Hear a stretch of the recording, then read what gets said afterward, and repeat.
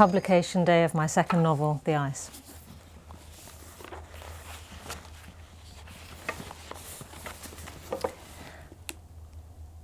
From the air, the glacier was one thing, but approached in humility by kayak, she revealed another nature. Sean lifted his paddle and slowed, poised in the water. The towering blue and white face of ice filled his vision, the Arctic silence his ears and mind. Sometimes it was so intense it almost formed into a sound. Sometimes he heard the bumping and scraping of the pack ice form abstract fragments like music. The silence gathered around him so that he could almost hear the squeeze and suck of his heart in his chest. He felt his sweat blot his base layer and the bracing of his tendons far away inside the kayak shell.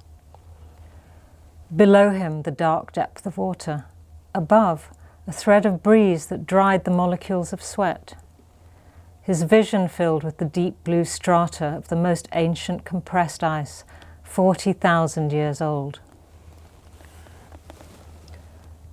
When Sean Cawson was 11 and in the care home, while his mother was recovering from yet another attempt, he saw a huge oil painting of icebergs on one of the off-limits staff landings. It was so beautiful, he started using this longer route, despite the threat of punishment if he were caught, just to gaze at the space and the colours of this pristine frozen world. While he stood before it, he forgot the misery of every waking moment of this new life and threw his consciousness into the ice. There was a mast from a shipwreck in the foreground, and he imagined himself the sole survivor. Everyone else was dead, but he must find a way to keep going. The iceberg painting grew in his imagination, even when his mother returned from the hospital and reclaimed him to the ugly council house where she struggled on in depression and drinking.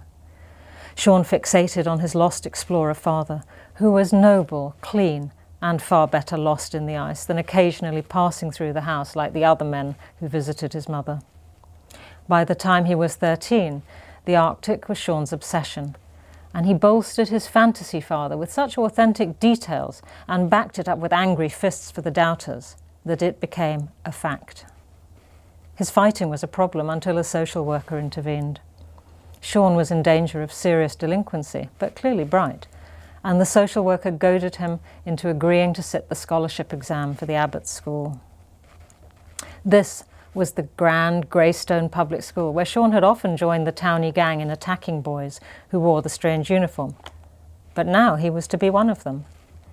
He'd listened outside the door after his interview. Oh, the poor boy, think of what he's gone through. Yes, let's extend a helping hand.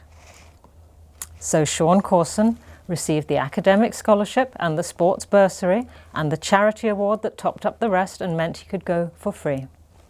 By the age of 15, he'd become a chameleon at Abbott's, sloughing off the misfits who would have been his natural friends and gravitating instead to the leaders of the pack in sport and academic excellence.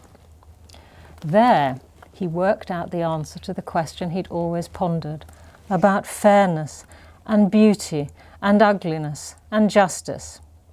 It was wealth. Sean blinked. Not 11 in the care home, nor in the dorm at Abbott's. In the kayak, frozen. The current had taken him closer to the ice face. How long had he been zoned out thinking of the past? A few seconds? A couple of minutes? The temperature had dropped, and the light was that milky veil that can suddenly appear in the Arctic like a spell, blanking out contours, hiding crevasses, wiping out direction. His heart slammed. In the few seconds he'd mentally drifted, the current had taken him directly in front of the mouth of the cave, into the glacier from which Tom's body emerged. It was deep. The ice was the darkest blue he'd ever seen, and as he paddled backwards, he could hear the echo of his blade striking the water. His ears blocked as if he were airborne, and his mouth was dry. The new cave was the source of the pull in the water. It had changed the current pattern of the fjord. He felt a terrible urge to go in, but he knew that was crazy, like standing on a high cliff and thinking of jumping. Of course he would not do it. He braced his feet and bladed back, admiring the cobalt twists in the ice, the darker sapphire catching flashes from the water. There was nothing more beautiful than Arctic ice. Something touched him. Not physically, but he felt it in the prickling of his scalp. Something was there, around him or under him. He stared into the cave, but he saw nothing. He looked down, and the water was grey-green translucent. Then he looked up. Standing on the lip of the glacier, staring down from directly above him, was an enormous male polar bear. It was close enough for Sean to see the dueling scar that twisted his black lip, giving the impression of a cynical smile.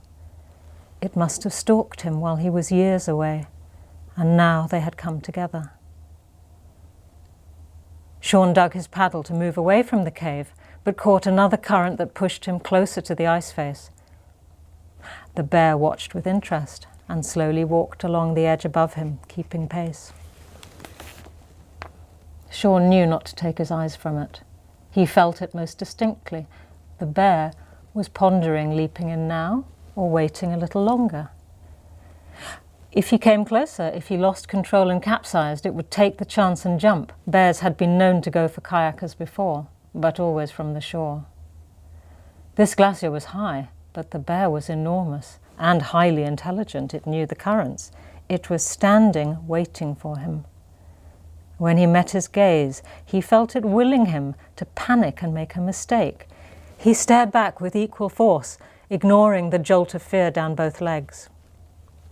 The current was a muscle of water writhing around his paddle, tugging it under the kayak.